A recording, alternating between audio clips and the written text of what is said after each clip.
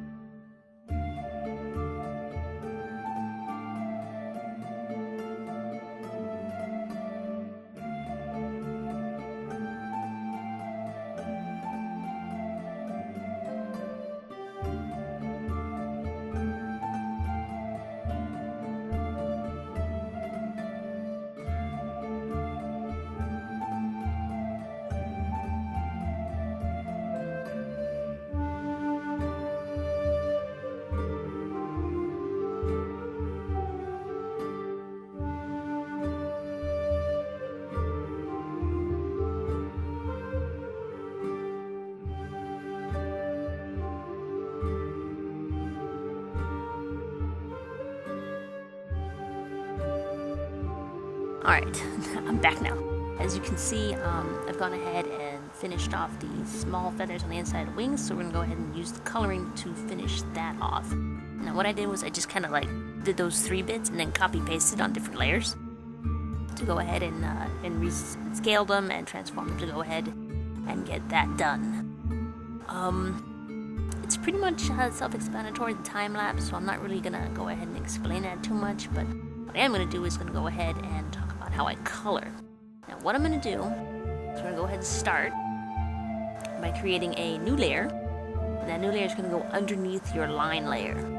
Always keep that in mind. So we're going to go ahead and do this, and we're going to pick a color. I kind of want him to be like a light brown, kind of like a mahogany color, so we're going to go ahead and do that.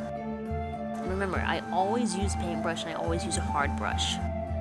Always for my base layers. It's going to look really funny, it's going to look really messy. We'll clean it up later. Right now we're going to go ahead and use the hard brush on size 20. Sometimes I do 50 depending on really, so I'm going to go ahead and zoom in a little bit. And here we go. Start clearing his ear. Again, don't worry about the messiness, and the reason I use a hard brush is because the edges are hard. They're not soft like the soft brush, so therefore when it comes time to erase it or to color select it, it's going to be easier to color later on. It's going to be easier to clean up later on. So go ahead and color this. Once I'm done with this, it'll be time-lapsed again to do the rest. This bit's a bit long. It's about I don't know, almost 18 minutes or so, but that's only because I had to not time-lapse this bit. I'm gonna go ahead and show this to you, and I've downsized the quality a bit, so later on in the time-lapse you'll see the wings are white. It's actually a very, very pale gray, and the only reason why I did that was because I wanted to make them a gray color, and then I decided to actually make them the color of the monkey's body. So that's why I went ahead, and it makes it easier to color select and change, and you'll see that later on. Okay, we're just going to go ahead and fill all this in as base coat. If you want to call it a base coat, I guess you can. So we're just going to go ahead and do that.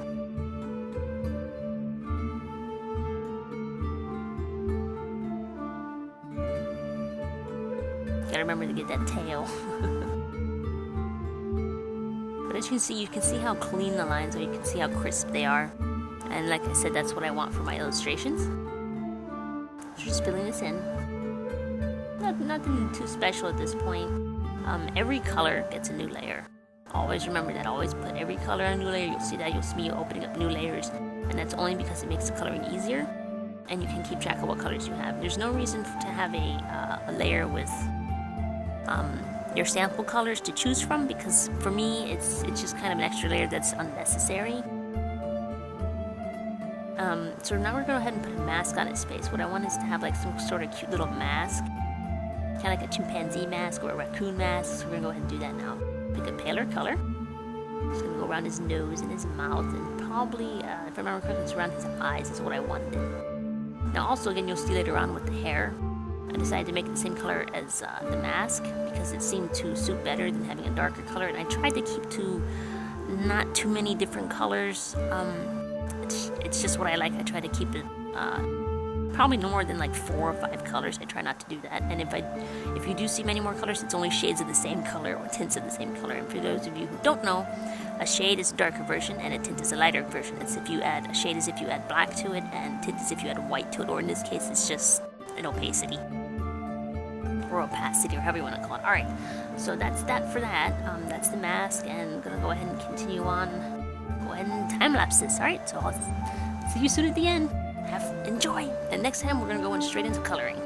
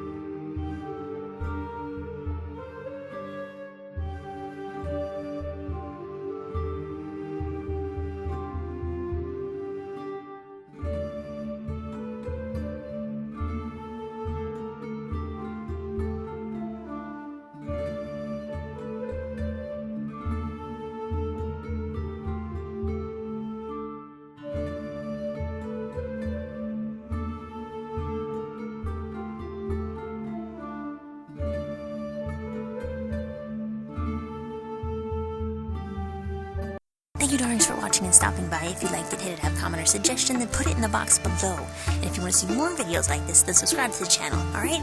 Bye-bye now!